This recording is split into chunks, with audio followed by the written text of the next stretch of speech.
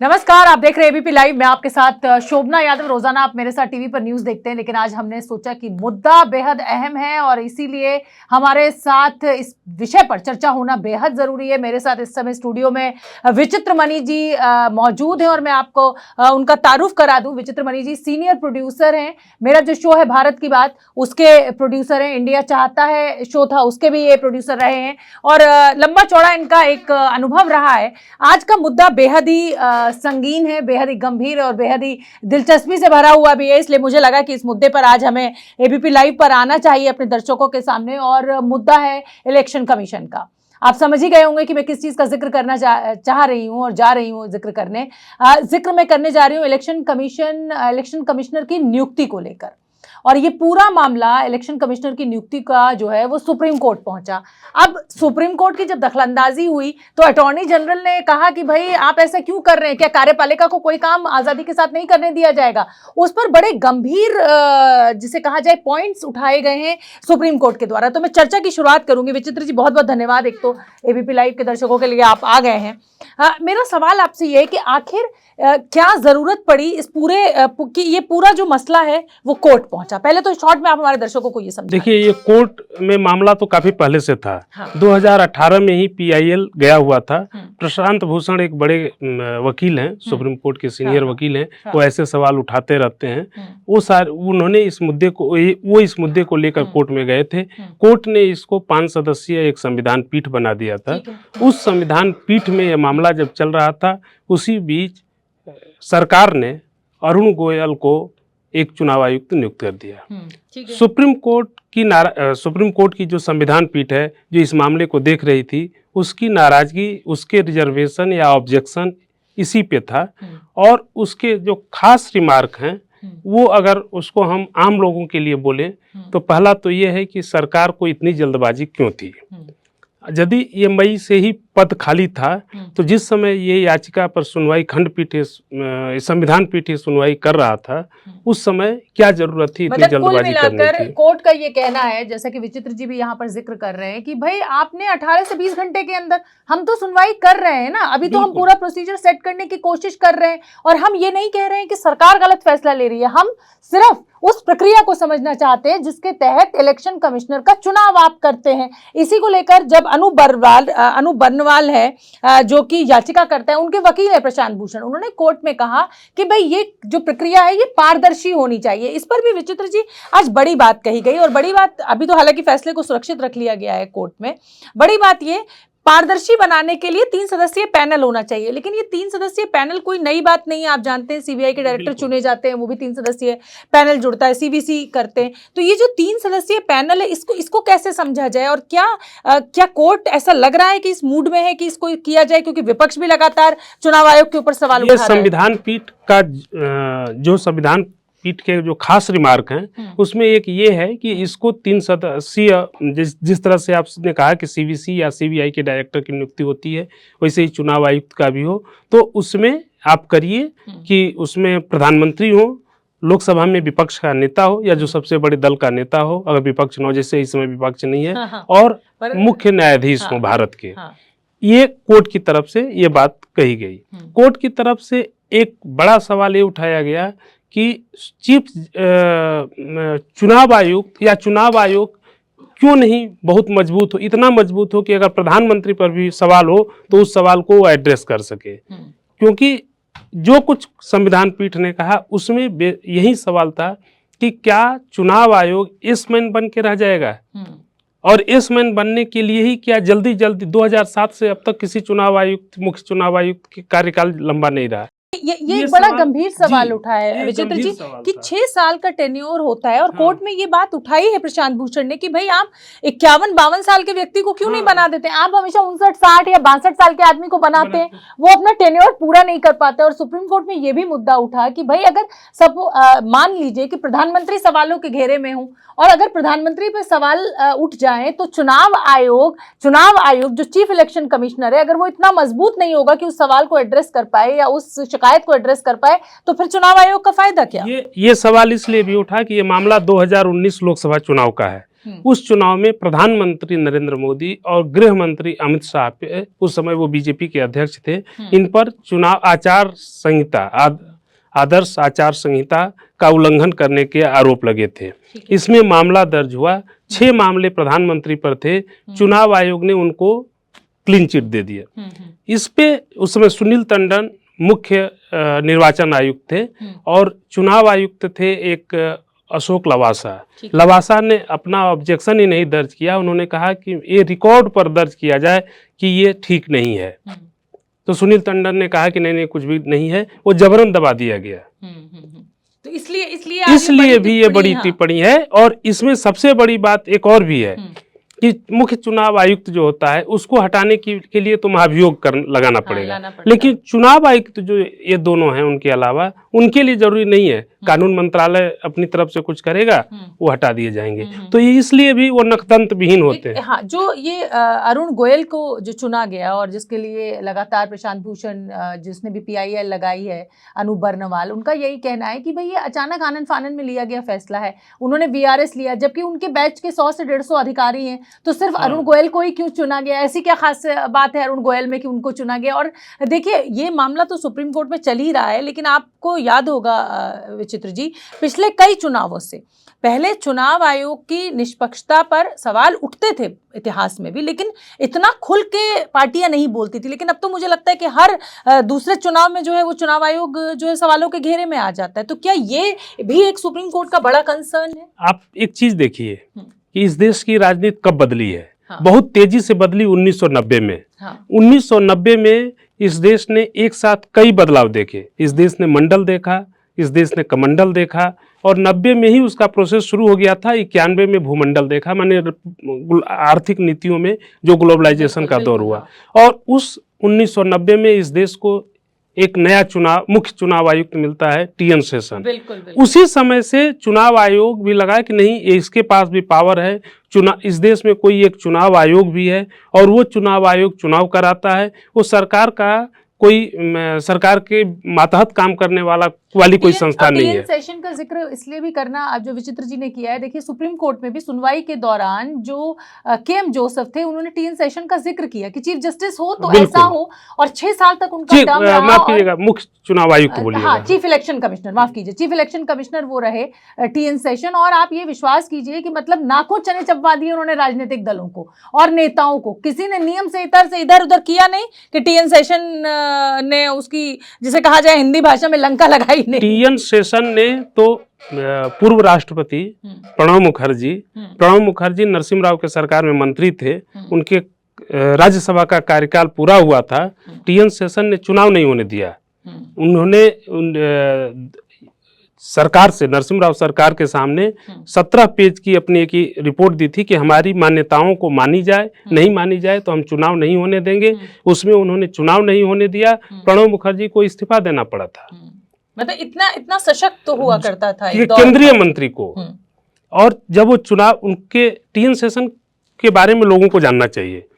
TN Seshan के सामने कानून, जैसे इस समय कानून मंत्री नहीं बताया कि अरुण गोयल बनेंगे चुनाव आयुक्त, उस समय 1990 में कानून मंत्री थे सुब्रमण्यम स्वामी। रात को 1 बजे, उनकी जो बायोग्राफी है TN शेषन की उसमें लिखी है, रात को 1 बजे TN शेषन के घर गए और उनसे कहा कि आप दोनों एक दूसरे को काफी दिनों से जानते थे, दोनों तमिलनाडु से थे, कि आपको देश का मुख्य चुनाव आयुक्त बनना है। TN शेषन ने मना कर दिया। अच्छा। शेषन को वो 2 घंटे मनाते रहे, लेकिन उन्होंने कहा अच्छा मैं सोचूंगा। TN शेषन एक आदमी को बहुत ज्यादा मानते थे, वो थे राजीव गांधी। वो राजीव गांधी को फोन किया कि मैं आपके पास आना चाहता हूँ। वो राजीव गांधी के पास गए। राजीव गांधी ने कहा कि कमान फैटमैन, इस तरह की दोस्ती थी दोनों की। राजीव गांधी ने भी उनको बोला है कि ठीक है तुम बन जाओ।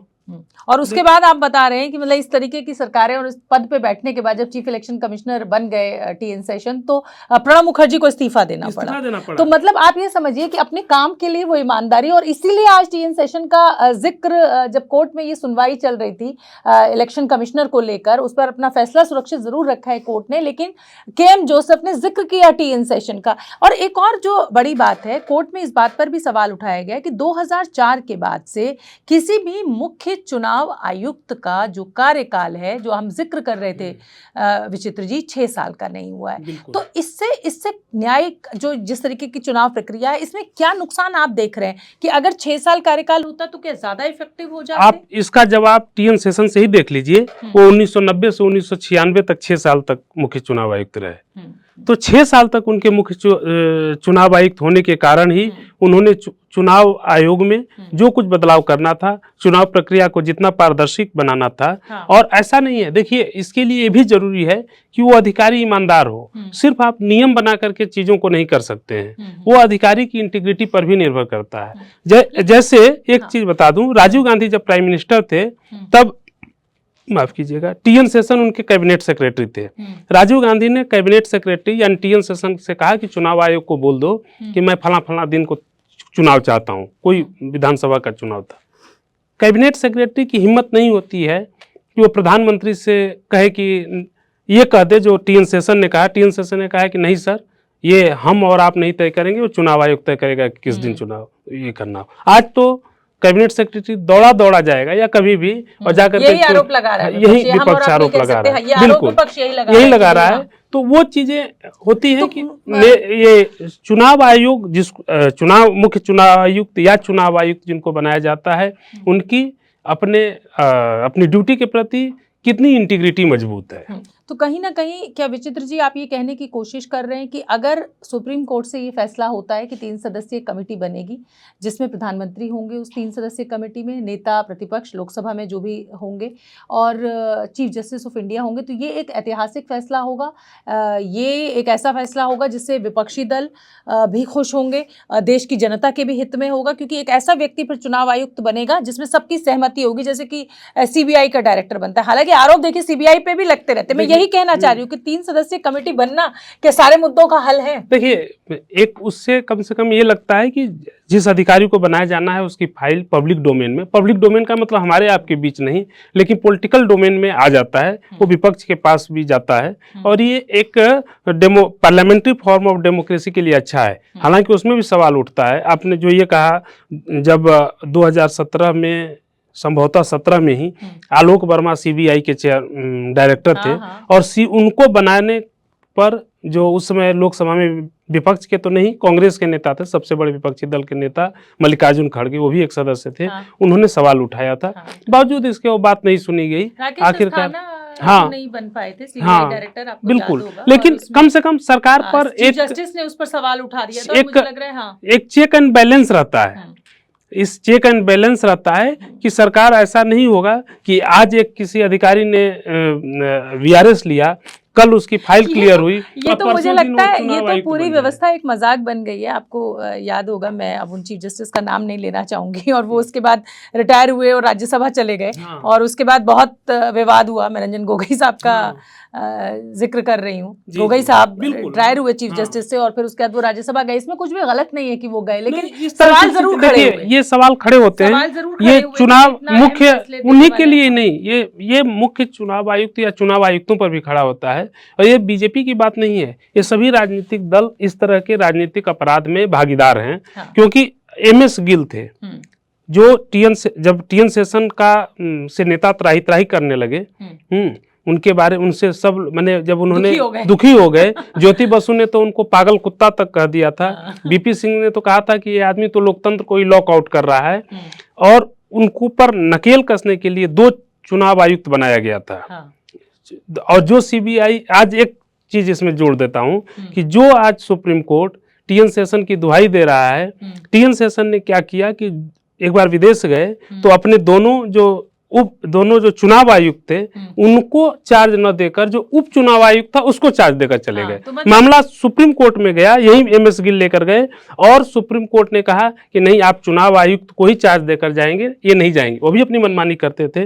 लेकिन मैंने एमएस गिल की चर्चा इसलिए की कि वही एमएस गिल जो टीएन सेशन के बाद मुख्य चुनाव आयुक्त बने थे, जब वो पद से हटे, कांग्रेस की सरकार आई, कांग्रेस से उनकी कितनी इंटीमेसी रही होगी कि मनमोहन सिंह की सरकार में वो कैबिनेट मंत्री भी बने। मैं आपको यही कह रही हूँ ना कि देखिए, आरोप एक राजनीतिक दल के ऊपर नहीं है, यहाँ तो हम्माम में सभी एक से हैं, सब एक से हैं। तो मतलब दिक्कत ये है कि जो देश का नागरिक जो इन संवैधानिक संस्थाओं के ऊपर इतना विश्वास रखता है और जब वोट देने जाता है तो वो ये सोच के जाता है कि भाई मैं अपनी पसंद की सरकार चुन रहा हूँ, लेकिन अगर इस तरीके के जब सवाल खड़े होते हैं तो उस लोकतांत्रिक व्यवस्था में कहीं ना कहीं उस देश के नागरिक का विश्वास भी बिल्कुल कमजोर पड़ता है, जो लोकतंत्र नहीं होना चाहिए, बेहद घातक और बेहद नुकसानदेह हो सकता है। लोकतंत्र की पहली शर्त है कि चीजें पारदर्शी हों। हाँ। और लोगों को ये लगा कि जो कुछ लगना चाहिए कि जो कुछ हो रहा है उनके लिए हो रहा है, और जब तक कि वो राष्ट्र की सुरक्षा से न जुड़ा हुआ मामला हो उसको पब्लिक डोमेन में रखने से नहीं हिचकिचाना चाहिए। ये जो बड़ी टिप्पणी मुझे अब कोर्ट की जो की है कि इस बड़े संवैधानिक पद पर सीधे सरकार की तरफ से नियुक्ति जो है वो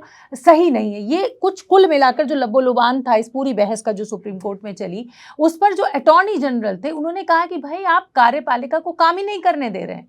तो इस पर के.एम. जोसेफ ने, जो कि उस जज को, 5 जजों की जो बेंच थी उसको हेड कर रहे थे, उन्होंने कहा विचित्र जी कि हमारी ऐसी कोई मंशा नहीं है, हम कोई ये मन बना के नहीं आए कि हमें सरकार के ये जो अरुण गोयल को जो बनाया है इस फैसले को खारिज करना है, नहीं, हम सिर्फ पूरी प्रक्रिया समझना चाहते हैं, इसलिए आप ये जो चैन की प्रक्रिया उनकी फाइल लाकर आप दिखा दो, हमें दे दीजिए। इसका बड़ा विरोध किया, तो इसमें क्या आपत्ति थी अटॉर्नी जनरल को? भाई अगर या ये कह लीजिए कि ये क्लैश ऑफ इंटरेस्ट है, ये और इसीलिए ये बताता है कि जो चुनाव आयोग ने इशारा भी किया और जो दिख भी रहा है कि दाल में कुछ काला है। अगर काला है तो फिर उस काले का सफेद करने की यदि कोशिश होगी तो उसमें सारी चीजें सुप्रीम कोर्ट के सामने आएंगी, और वही सुप्रीम कोर्ट के सामने आई हैं, और उस बेंच ने इस पे काफी, एक तरह से देखें तो सरकार के लिए एम्बैरेसिंग सिचुएशन पैदा हो गई कि आप ने एक अधिकारी को चुनाव आयुक्त नियुक्त किया और अगले दिन अचानक 3 दिन मतलब 48 घंटे से लेके 72 घंटे के बीच सब कुछ हो जाता है। इतनी, और तब जब मामला कोर्ट में चल रहा है, तो मैं एक और डिटेल लाना चाहती हूँ विचित्र जी अपने दर्शकों की नजर में, कि कोर्ट का जब सवाल दे रहे थे अटॉर्नी जनरल, तो उन्होंने आर वेंकटरमनी उन्होंने कहा कि नियुक्ति प्रक्रिया में कुछ भी गलत नहीं हुआ, पहले भी 12 से 24 घंटे में नियुक्ति हुई है, और जो 4 नाम भेजे गए वो डीओपीटी जो कि अथॉरिटी होती है, जो एक डिपार्टमेंट है, department of personal and training, वो नाम भेजता है, तो डीओपीटी के डेटाबेस से ये नाम 4 नाम जो है वो भेजे गए। फिर ये सार्वजनिक रूप से नाम उपलब्ध हैं, नाम लिए जाते समय वरिष्ठता, रिटायरमेंट, उम्र आदि को देखा जाता है, इसकी पूरी व्यवस्था है, ये ऐसे ही नहीं कर दिया जाता। ये अटॉर्नी जनरल ने सुप्रीम कोर्ट में अपने पक्ष को रखते हुए कहा। सवाल ये है कि क्या कार्यपालिका की छोटी छोटी बातों की अब कोर्ट में समीक्षा होगी, ये एक बड़ी बात उन्होंने कही। पद के लिए चुने जाते समय अधिकारी की वरिष्ठता इस बात से तय नहीं होती कि उसकी जन्मतिथि क्या है, यह देखा जाता है कि वो किस बैच का अधिकारी है। तो इस पर जो प्रशांत भूषण थे उन्होंने कहा कि भाई अरुण गोयल के बैच के 150 या 100 अधिकारी हैं, तो सिर्फ अरुण गोयल ही क्यों? ये सवाल देखिए, इसी में मुझे याद आया कि ये अटॉर्नी जनरल ने ये भी कहा था कि हम लोग 1991 का जो एक्ट है उसी के हिसाब से नियुक्ति कर रहे हैं। तो कोर्ट, संविधान पीठ ने उनको टोका और करेक्ट किया कि 1991 का जो एक्ट है वो कानून है, वो कानून चुनाव आयोग जो है या चुनाव आयुक्त हैं या मुख्य चुनाव आयुक्त हैं उनकी सेवा प्रक्रिया को लेकर के, उनकी नियुक्ति को लेकर के नहीं है। तो आप इन दोनों के बीच घालमेल मत कीजिए। एक तरह से देखें तो कोर्ट ने चारों तरफ से सरकार को इस मुद्दे पर घेरा, और अब ये सरकार के सामने है कि वो चीजों को स्पष्ट करे। अब वो कैसे स्पष्ट करेगी? सुप्रीम कोर्ट सिर्फ डांट करके ही रह जाएगा या इस पर कोई कड़ा कदम करेगा, या अब जिस तरह से सीबीआई और चीफ विजिलेंस कमिश्नर जैसे अधिकारियों की नियुक्ति होती है, जो 3 मेंबर्स पैनल होता है, उस तरह से इसके लिए भी होगा जैसा कि कोर्ट ने मांगा भी। और ये भी है विचित्र जी कि ऐसा नहीं है कि सिर्फ इलेक्शन कमिश्नर या चीफ इलेक्शन कमिश्नर की नियुक्ति को लेकर ही मांग की गई है। ये जो अरुण बारनवाल जो हैं, जिन्होंने याचिकाकर्ता जो हैं, उन्होंने अनूप बर्नवाल माफ कीजिए, उन्होंने ये भी कहा इस पूरे मामले में 4 याचिकाओं पर सुनवाई हो रही है। इसमें चुनाव आयुक्त की नियुक्ति की मांग तो है ही है, इसके अलावा चुनाव आयोग को चुनाव से जुड़े नियम बनाने का अधिकार मिले, ये भी कहा गया है। इसका एक अलग सचिवालय हो, यानी चुनाव आयोग का एक अलग सचिवालय होना चाहिए, चुनाव आयोग का बजट अलग से होना चाहिए, मुख्य चुनाव आयुक्त की तरह का संवैधानिक संरक्षण बाकी चुनाव आयुक्तों को भी मिले, यानी विशेषाधिकार। इन मुद्दों पर सुनवाई के दौरान अधिक चर्चा नहीं हुई है। मेन जो मुद्दा था वो इलेक्शन कमिश्नर पर आकर बिल्कुल, ये जो उन्होंने मांग की है ना ये सबसे बड़ी बात है जो कि मुख्य चुनाव आयुक्त के साथ चुनाव आयुक्त, क्योंकि चुनाव आयुक्त को आप जब चाहें तब हटा सकते हैं। सरकार नहीं चाहती, ये सीजेआई चाहती, ये कोर्ट ये चाहता है, संविधान पीठ ये चाहता है कि ऐसा न हो, उनको भी रखा जाए, मतलब उनको भी वो पूरी जो एक संवैधानिक ये है, हाँ, संरक्षण है, वो संरक्षण मिलना चाहिए। तो अब क्योंकि मुझे लगता है कि वक्त हो गया है विचित्र जी, तो कोई ऐसे फैक्ट्स या आपको लग रहा है कि अगर ये फैसला सुप्रीम कोर्ट दे देता है, या सिर्फ जैसा आपने कहा कि सिर्फ डांट फटकार के छोड़ देता है, तो अगर डांट फटकार के छोड़ देता है तो फिर तो ढक के वही 3 बात, कुछ होना हवाना है नहीं, और अगर नियम बन जाता है तो मुझे लगता है कि ये भी एक ऐतिहासिक रिफॉर्म होगा। बस एक चीज जान जाइए कि इसके लिए नियम बनाने से ज्यादा जो भी अधिकारी है उसकी अपनी रीढ़ की हड्डी कितनी मजबूत है। टीएन सेशन की बात जो उसने कहा, जस्टिस जोसेफ ने, उन्होंने बिल्कुल सही कहा, क्योंकि जब टीएन सेशन वित्त मंत्री मुख्य चुनाव आयुक्त बन गए तो उनके पास जो फाइलें पड़ी थी उन सब में लिखा हुआ होता था निर्वाचन आयोग भारत सरकार। उन्होंने भारत सरकार को कटवाया, और इसलिए कटवाया कि निर्वाचन आयोग भारत सरकार का हिस्सा नहीं है, वो एक अपने स्वयं में एक ऑटोनोमस बॉडी है, उसकी स्वायत्तता है, उसकी अपनी निजी सार्वभौमिकता तो नहीं कहेंगे, वो तो राष्ट्र की हो जाएगी, उसकी अपनी स्वायत्तता है और अपनी स्वतंत्रता है, वो उस हिसाब से काम कुल मिलाकर आपको इस चर्चा से निकल कर आया होगा, और विचित्र जी क्योंकि काफी वरिष्ठ प्रोड्यूसर हैं, और आप समझिए वो एक ही बात कह रहे हैं कि देखिए आप प्रक्रिया कोई भी फॉलो कर लीजिए, आज की भी प्रक्रिया में कुछ खामियां, कुछ पॉजिटिव हो सकता है, लेकिन रीढ़ की हड्डी होना, यानी अधिकारियों को इस तरीके का सख्त और मजबूत होना बेहद जरूरी है कि जिस पद पर उन्हें बिठाया गया है वो उसको पूरी ईमानदारी से निभाएं और किसी सेल्फ इंटरेस्ट के चलते हुए बायस्ड ना हो, क्योंकि उनकी जवाबदेही सरकार के लिए नहीं है, उनकी जवाबदेही देश के लोकतंत्र के लिए है, इस देश की जनता के लिए। बहुत बहुत धन्यवाद विचित्र जी, और बहुत बहुत धन्यवाद मेरे दर्शकों का। आप देखते रहिए एबीपी लाइव, कुछ और दिलचस्प चर्चा के साथ हम फिर हाजिर होंगे।